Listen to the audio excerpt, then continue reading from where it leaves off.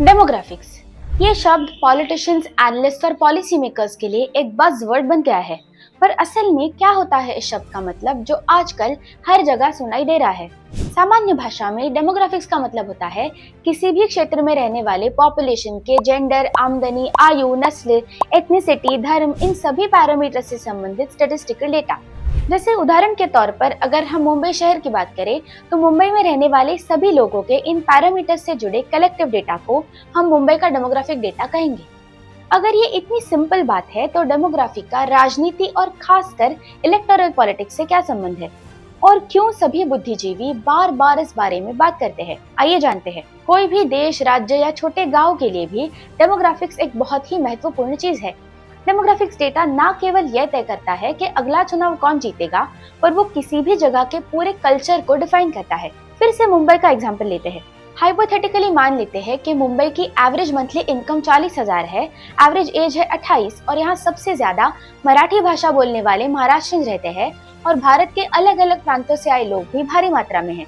इस demographic data से हमें पता चलता है कि मुंबई की पॉपुलेशन यंग है तो यहाँ थिएटर्स, पार्क्स, क्लब जैसी यंग लोगों को पसंद आने वाली चीजें चलती होंगी।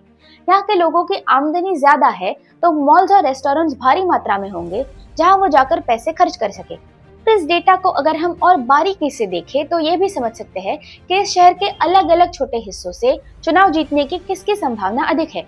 ये उदाहरण हमें स्पष्ट रूप से ये भी बताता है कि अगर किसी भी क्षेत्र के, चाहे वो कितना भी बड़ा या छोटा क्षेत्र हो, डेमोग्राफिक फैक्टर्स अगर बदलने लगे तो उसका कल्चर भी बदलने लगेगा। मान लो एक शहर में XYZ समाज के लोग सालों से रहते हैं पर अब वहाँ भारी मात्रा में ABC समाज के लोग आकर बस रहे हैं। उनके माइग्रेशन का कारण कुछ भी हो सकता है।